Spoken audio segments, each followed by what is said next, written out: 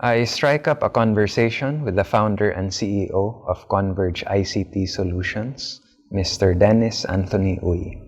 I hope you take something from this talk. Thank you.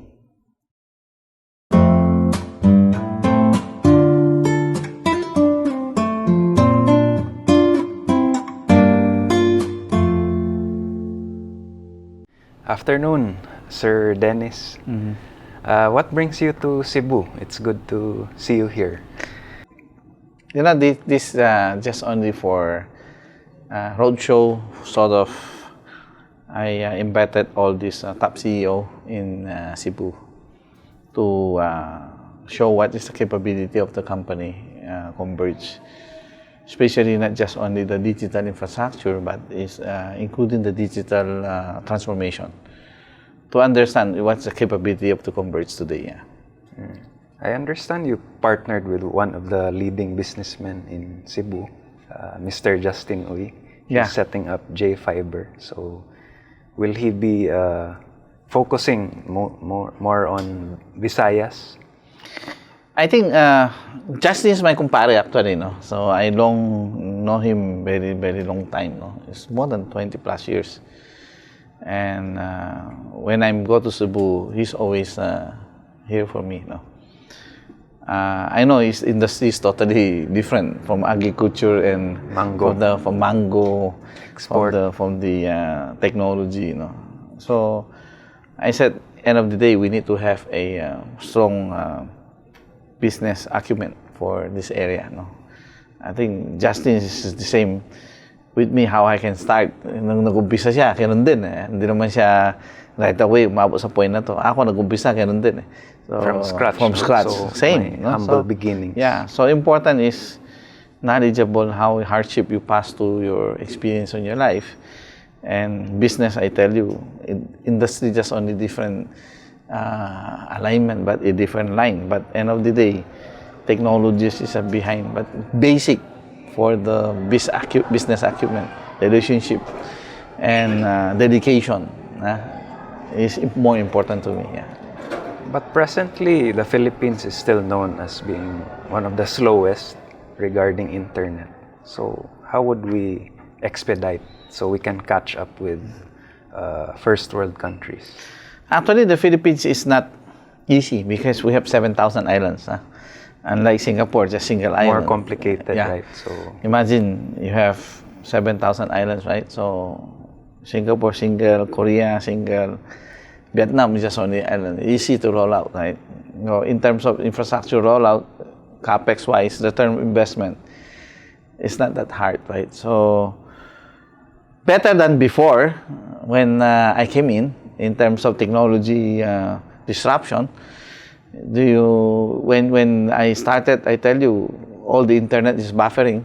From, I think we are the lowest before, the worst in the internet services. Now we're in the middle in the world. No?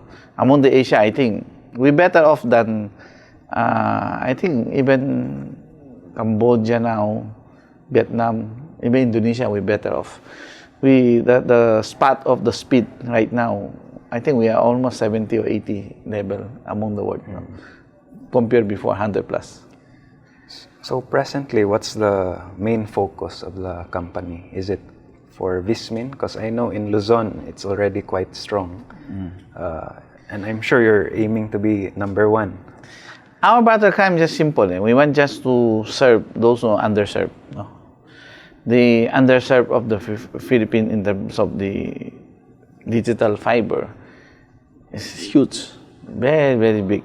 As of today, we have 25 million households. Those who connected with us, maximum is not even 20%. 20% is like 5 or 6 million, or 20, beyond at least 20%. Compared to peers in Asia Pacific, Vietnam, Thailand, you don't mention about the first world. Korea is almost 99.9%. Japan, everyone have fiber connected at home. Sad to say, Vietnam is better than us. Almost 60% home penetrated. We are not even 30% yet, no? Which is, we still have 70% to do. That's the biggest challenge we need to face. Yeah. Maybe delving into your humble roots, I understand you started out in Pampanga, in Angeles. You used to sell Betamax, VHS. So how did you take the leap into this industry? You know, the technology, they say, nadi-reflag yan eh. Nag-evolve yan. Yung Betamax naging VHS, VHS naging Laserdisc, naging CD, Yeah, DVD. DVD, right? So you can see the stage of. Yeah. Then after that, Progression, no? Natural very progression. fast. Then after that, who killing all this rental business? Cable TV, because the content is already connected with cable homes, right? Which is, I go through that, no. Then after that, along the way, what's the next stage? Imagine, you still too young that time, I think. Dial-up days. Internet. Dial-up, I remember 90s. Yes, so dial-up days with internet, and then they came up with the cable internet, cable proprietary, and then after that, it evolved. No? Technology evolved that's why I always tell my people, the innovation and technology evolved is faster than fashion today. So how did you keep up? You traveled and attended conferences? I'm always see to it. I attending Society Cable Engineer I'm the only Filipino attending these conferences. You know, when Why only you that time? No one saw the potential? Because maybe I'm the engineer with the passion with the technology. Early days, the Filipinos attending Society Engineer, who I with, you know, Rogers in Canada.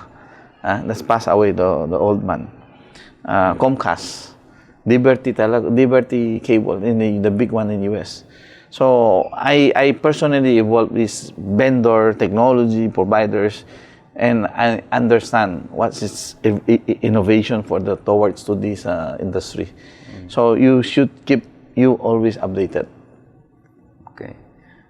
Lately, sometimes we hear about complaints regarding customer service. No one answers, or it's still inconsistent. So how would we address customer service? You know, this is a part of our digital transformation. My dream is just simple. If we become like a first world country, if you have downtime, I mentioned a while ago when my discussing with the investors, my friend, the chairman and CEO of Korea, went to public apology for 2 hours of downtime because the network is the outdoor coverage was burned. No? And that's first world country. Yes, but it will happen to us. We are doing some AI with data analytics together with machine learning, with our downtime to the network, and we can understand who is affected in the client. We want the customer have appreciate this in the future. We will inform them. Then we call us. So proactively better than reactively. So that's our direction. Hopefully by end of the year we have this solution already in place. We in the middle of transformation now. But of course, there's no perfect scenario, right? So it's always trial and error and move forward, keep learning, constant improvement. No, the technology is there. I'm pretty sure we can make this happen. But end of the day, this country need to have some support from the regulatory, even the local government, to able to join hands together to make this happen. Because you can see in our polls, you see like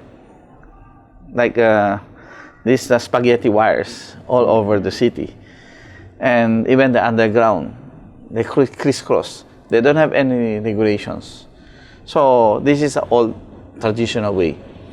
We need to come up with the strict regulation to implement where is the root of the communication lines, where's the root of the water lines, where's the root of the gas pipes. So no one can dig left and right. This affect interruption of the services. No? So when this matured, I think in due time, we will reach that point. Even today, even the building code, we still need the copper to able to provide, to comply with the building code. No one use copper anymore. We should use optical to deliver the connectivity in the buildings because our outdated building code is still there. To comply, we need to comply that law.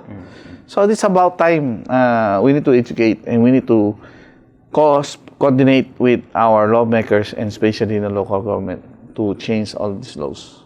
How's the support so far from government? Well, we need to strong advocacy to do that, no? Whether like it or not, that's why I'm telling you, even our National Telecommunication Commission is, which is under our jurisdiction of the regulatory functions. The technology is always advanced with the regulations, right? So unlike other first world country, they see already what's technology is coming, and they have the regulation in place. So this is the best way now. We need the industry player to hand together to make sure we have a strong regulation for the industry. How do you maintain your advantage and ensure you don't become obsolete? Because being a technology company, you have to keep investing, then it's always changing. So you have to shell out a lot of money all the time. The capex in our industry is very heavily, you know. As of today, in less than 3 years, the consumer behavior usage of the broadband getting bigger and bigger, no? So if you design the architecture of the network, it's not focused the longest time. You need to put more investment. But during you invest time, the technology is not there yet, no? So good thing, the technology optronics right now getting bigger and bigger because of the chipset design in the industry from 14 nanometer to 7 nanometer, 5 nanometer, 3 nanometer, getting powerful and powerful. So the fiber is still fiber. So the huge investment is a physical fiber, which is we roll out more than 600,000 kilometers throughout the Philippines. That I'm pretty sure will not be obsolete for certain. But on the photonics, the electronics need to upgrade every now and then. Like when we start this 4 tera, now we can go up to 28 tera already. So we just only upgrade our equipment on the future, in the demands. Imagine less than 3 years, we need to upgrade already. Yeah, that fast. Yeah, because the usage is getting bigger, especially in the gaming, in the content videos, in the sports gamings. They need huge capacity. In the house deliver in the future, 2 to 3 years down the road, 10G to the house is normal for our consumer. Okay. What would you say is your biggest advantage over the other major players, your competitors? Is it the speed? Is it? Well, I personally understand the technology. I personally involved design architecture of so you're very knowledgeable with how it works. Because very hands-on. I'm very hands-on, and I know what's the direction towards to the next level. So in terms of investment, positioning, I'm more ahead of two.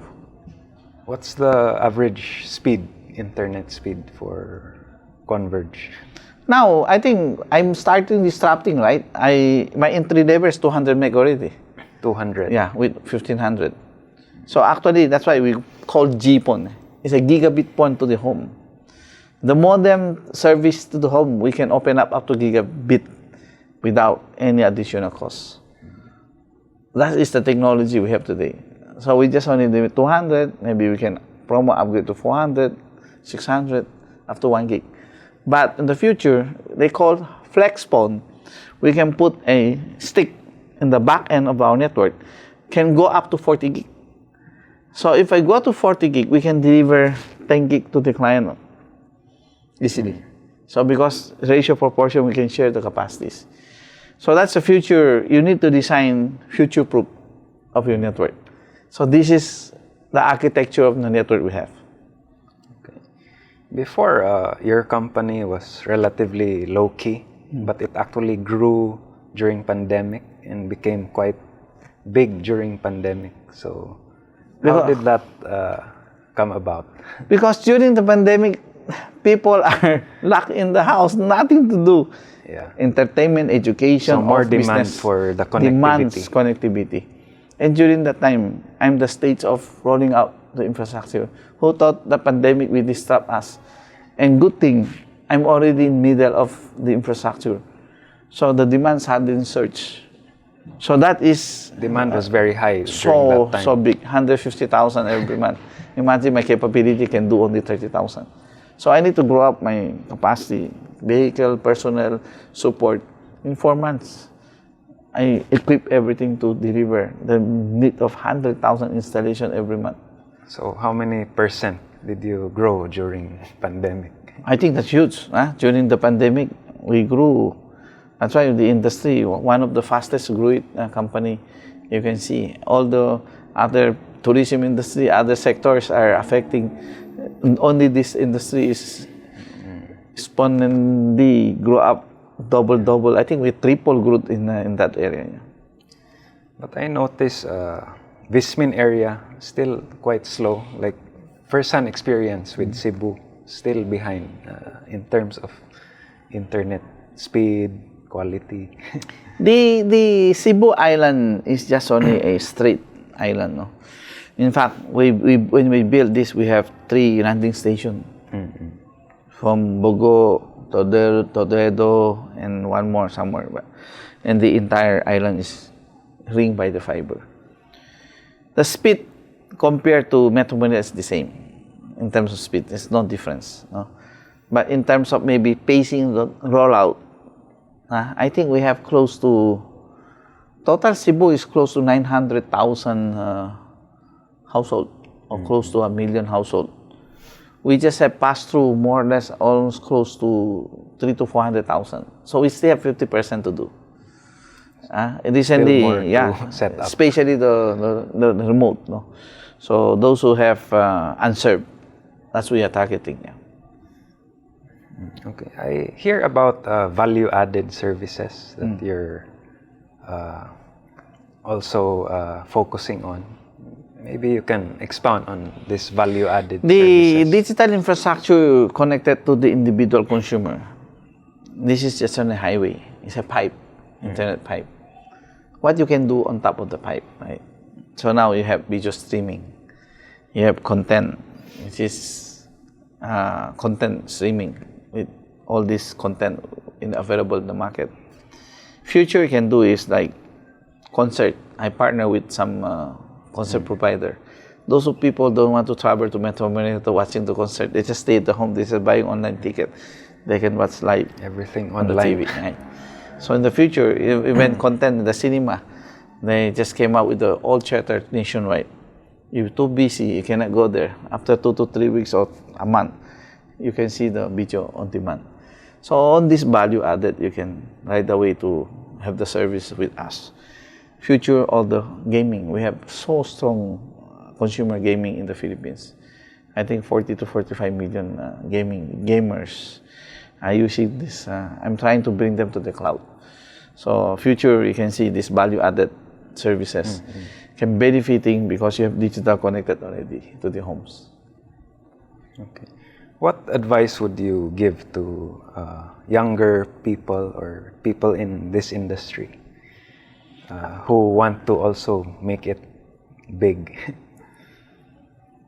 Or some business advice or management advice? Actually, these young people, they are luckily compared to our generation because they grew up with the digital age.